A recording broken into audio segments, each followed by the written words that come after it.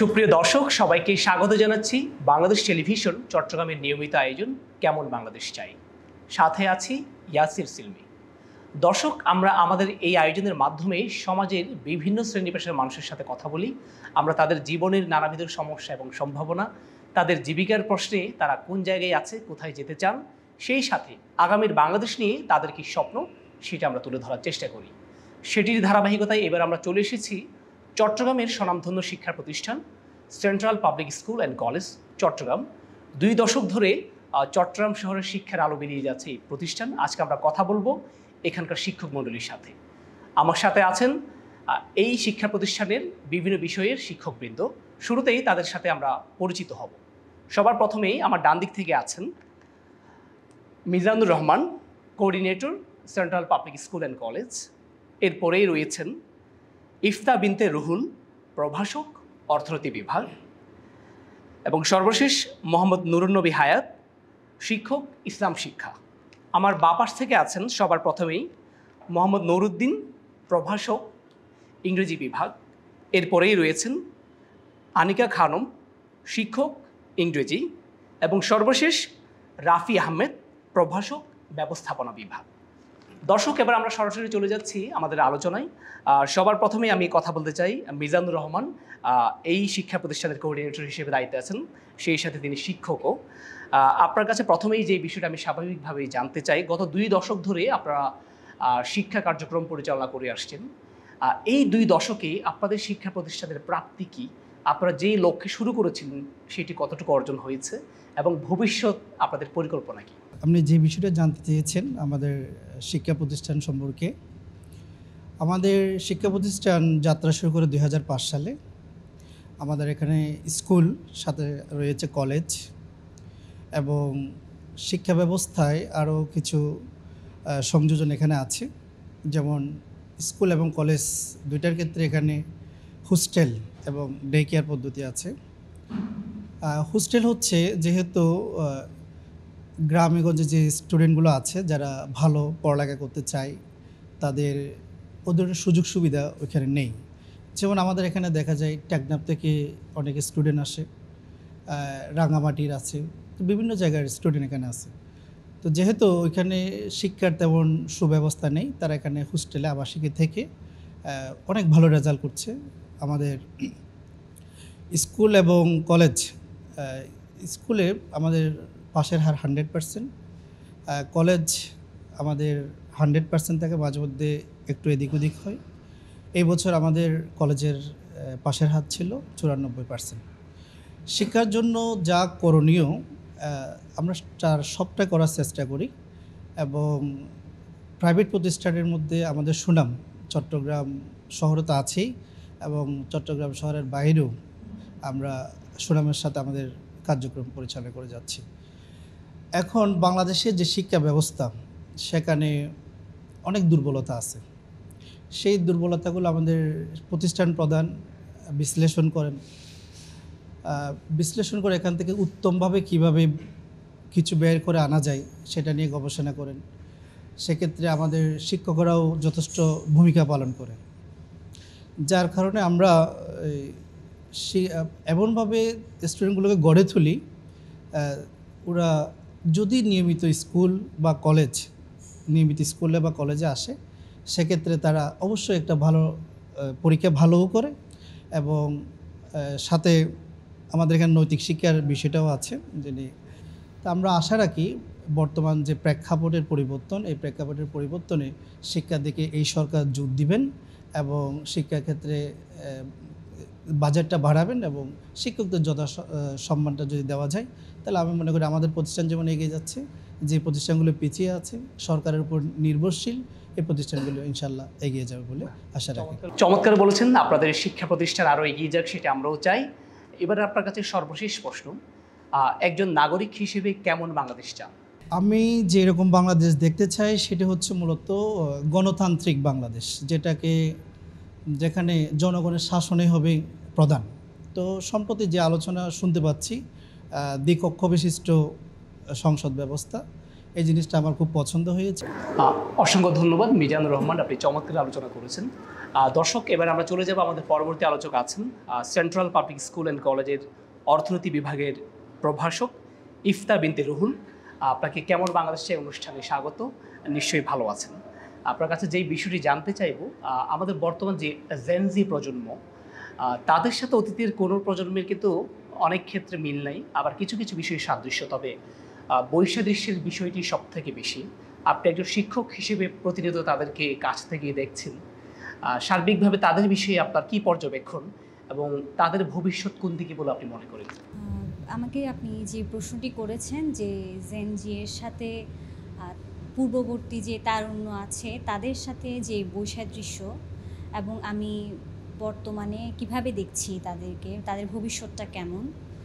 আসলে বলতে গেলে বর্তমানে জেনজির সাথে পূর্ববর্তী তরুণ প্রজন্মের কিছু পার্থক্য আসলে থাকে, কিন্তু বর্তমানে তারা যে এগিয়েও যেতে পারে, দেশকে এগিয়েও নিতে পারে, সেটা আমরা গত বছর 2024-এর জুলাই আন্দোলনে আমরা সেটা দেখতে পেয়েছি। সেটা জ্বলন্ত একটা উদাহরণ।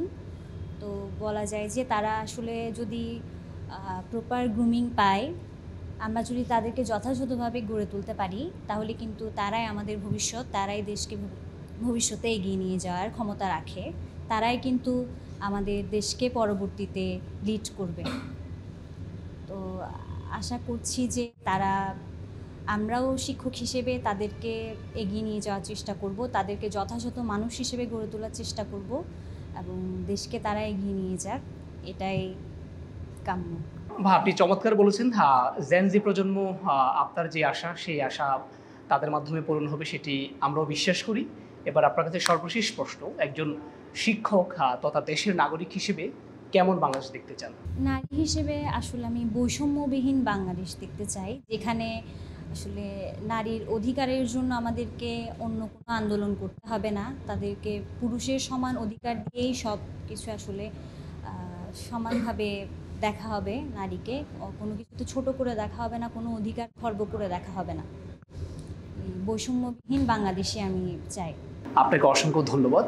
আমরা এবারে চলে যাব, আমাদের পরবর্তী আলোচক আছেন এই শিক্ষা প্রতিষ্ঠানের ইসলাম শিক্ষা বিষয়ের শিক্ষক মোহাম্মদ নুরুন্নবী হায়াত। নুরুন্নবী হায়াত, আপনাকে স্বাগত। কেমন বাংলাদেশটা এই অনুষ্ঠান? আপনার কাছে যে বিষয়টি আসলে জানতে চাই, আপনি যেহেতু ধর্মীয় শিক্ষা এখানে পাঠদান করে থাকেন, বর্তমানে আমাদের সাধারণ শিক্ষায় সাহিত্য, শিল্প, জ্ঞান বিজ্ঞানের কথা বলা হয়, অর্থনীতির কথা বলা হয়, সেইগুলোর পাশাপাশি উন্নত চরিত্র গঠনে এবং মেধাবী প্রজন্ম তৈরিতে সাধারণ শিক্ষার পাশাপাশি ধর্মীয় শিক্ষার গুরুত্ব কতখানি, যদি আপনি আমাদেরকে জানাতেন। আসলে আমাদের জীবনের অন্যতম যে বিষয়টা রয়েছে, মানুষকে যে বিষয়টা সবচেয়ে বেশি দামি করে, সেটা হচ্ছে চরিত্র। চরিত্রের বিচারে হাদিসে পাকে এসেছে, চরিত্রের বিচারে যে উত্তম সে মানুষের মধ্যে সর্বাপেক্ষা।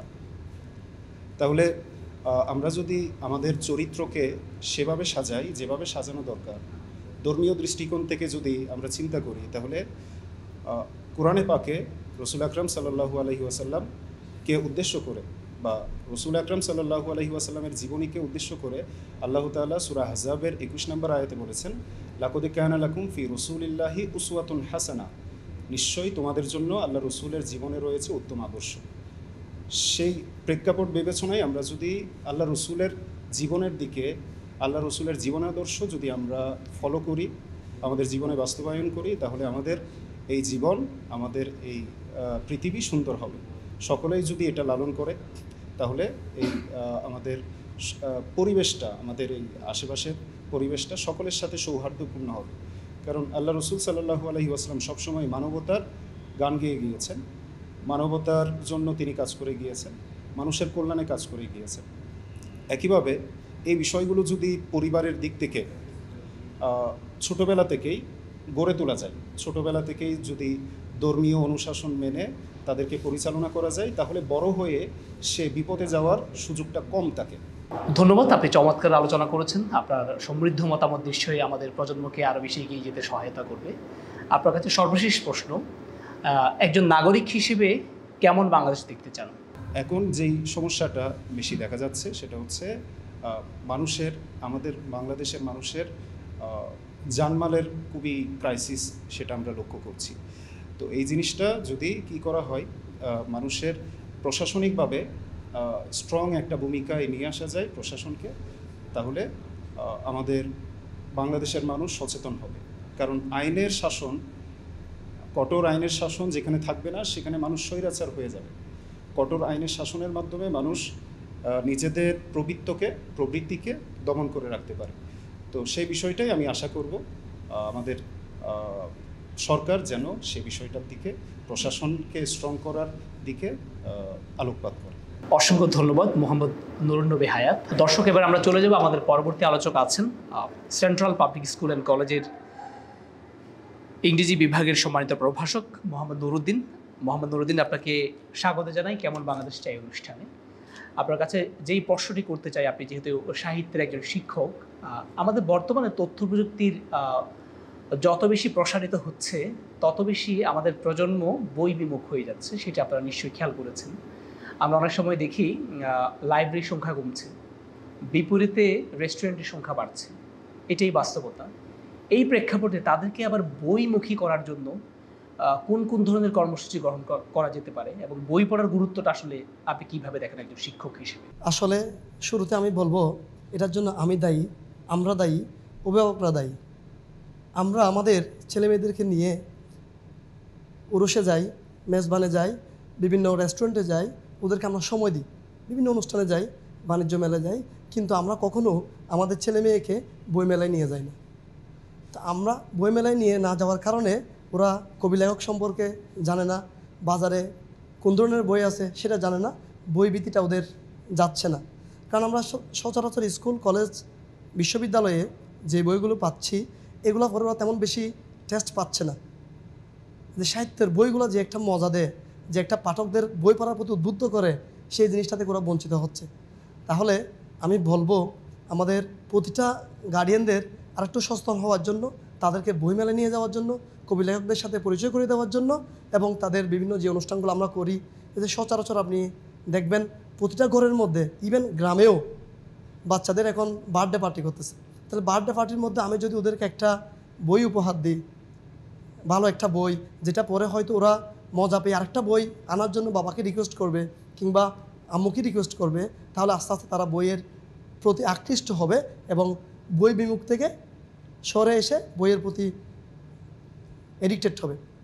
আমি চাই শিশুরা বইমুখী হোক, কারণ আজকের শিশু আগামী দিনের ভবিষ্যৎ, ওরাই এই দেশটাকে পরিচালনা করবে, ওদের উপরেই আমাদের যাবতীয় সম্ভাবনা ডিপেন্ড করতেছে।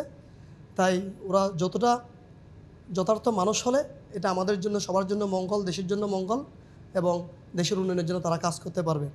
আপনাকে অসংখ্য ধন্যবাদ। আপনি অত্যন্ত সমৃদ্ধ মতামত দিয়েছেন। এবার আপনার কাছে জানতে চাইবো, একজন শিক্ষক হিসেবে কেমন বাংলাদেশ দেখতে চান?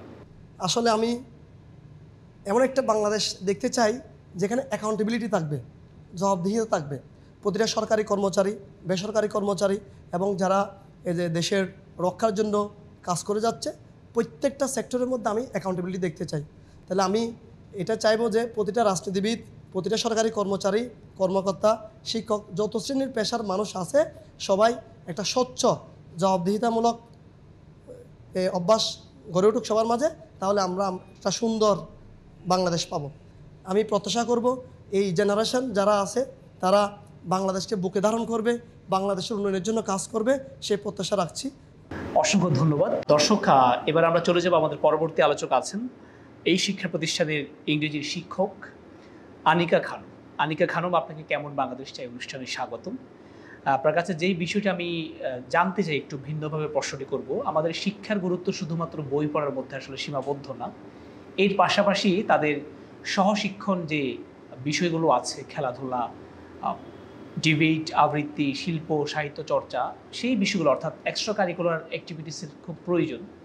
একজন শিক্ষক হিসেবে এই চর্চাটা বাংলাদেশে কেমন হয় বলে আপনি মনে করেন, অথবা আপনার কি পরামর্শ?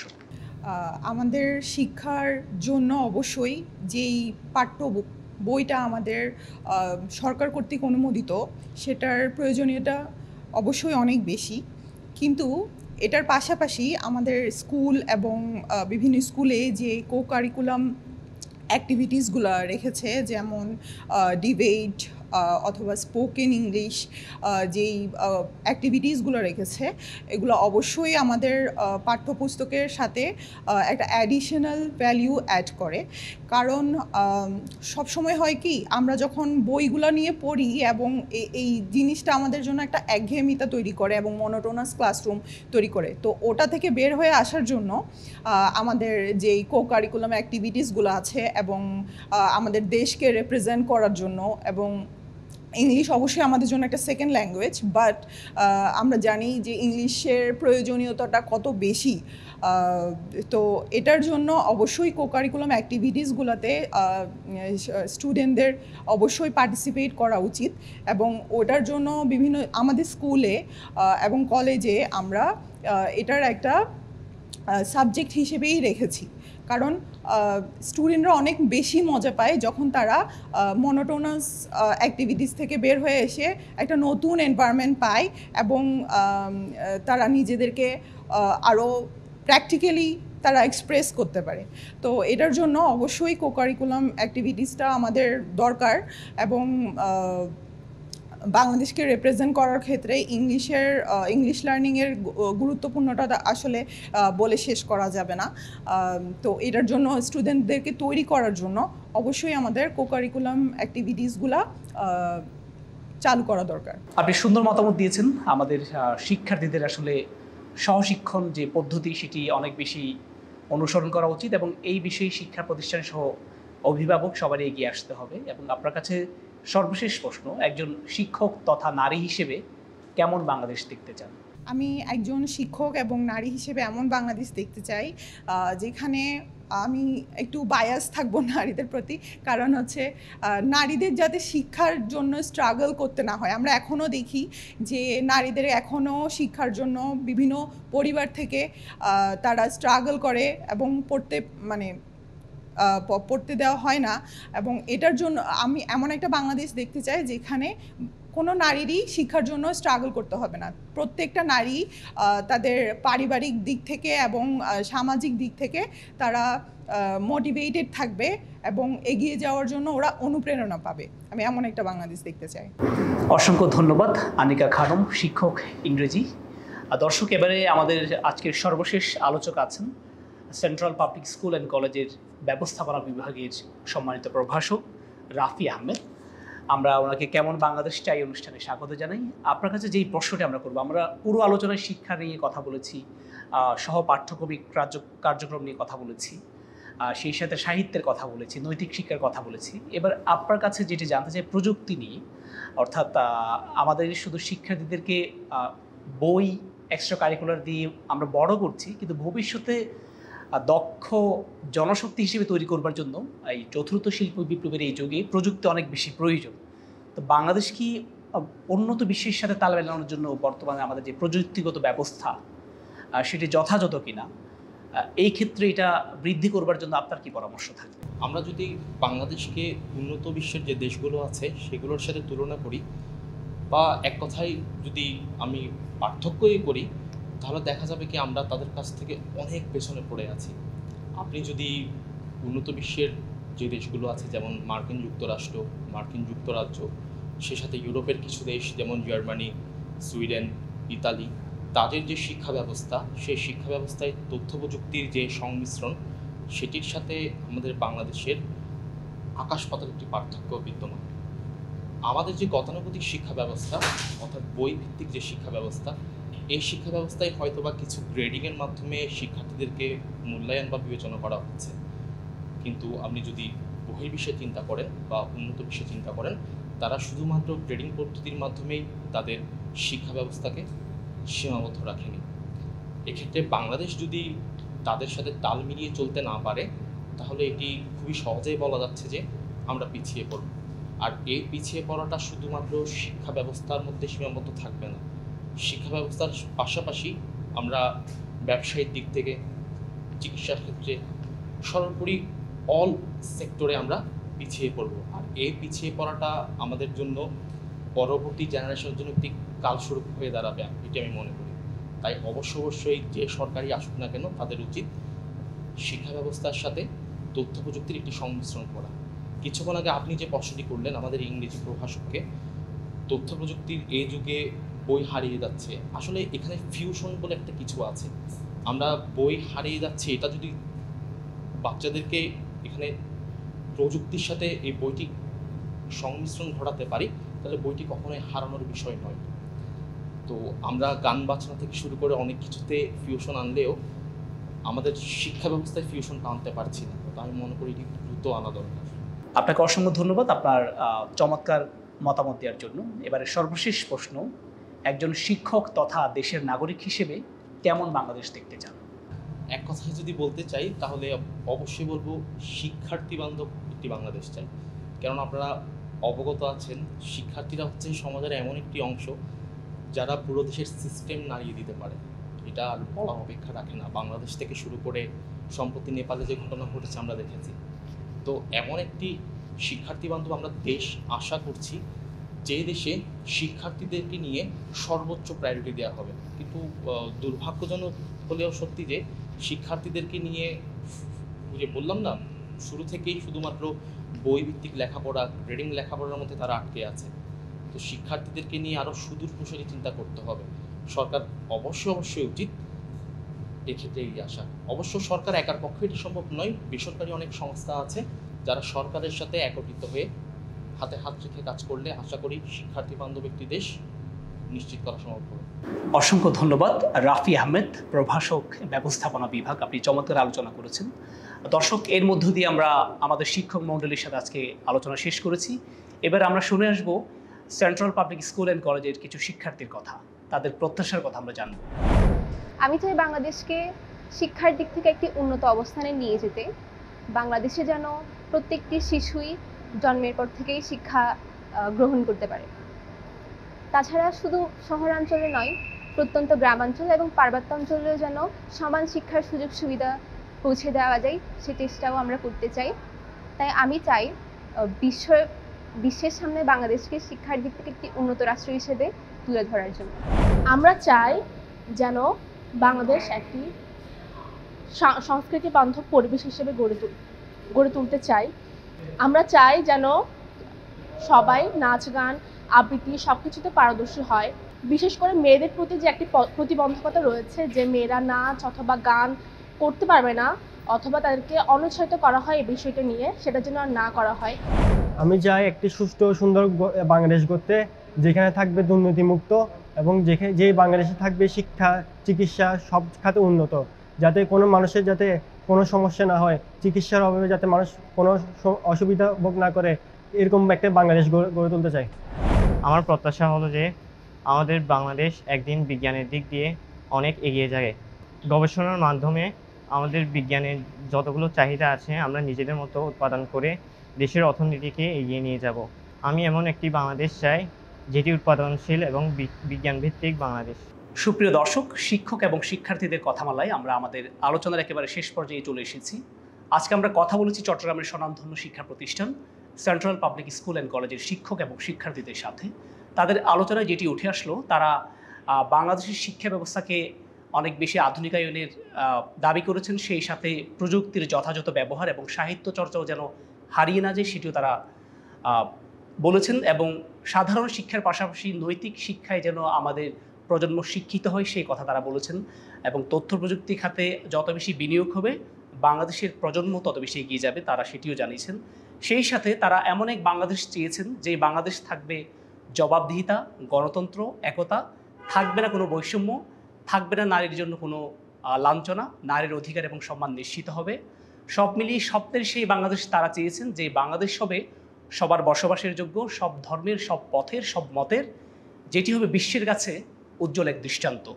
স্বপ্নের সেই বাংলাদেশ প্রতিষ্ঠিত হোক, এই কামনায় আজকে এখানেই বিদায় নিচ্ছি। দেখা হবে পরবর্তী আয়োজনে। সেই পর্যন্ত সবাই ভালো থাকুন, সুস্থ থাকুন। আল্লাহ হাফেজ।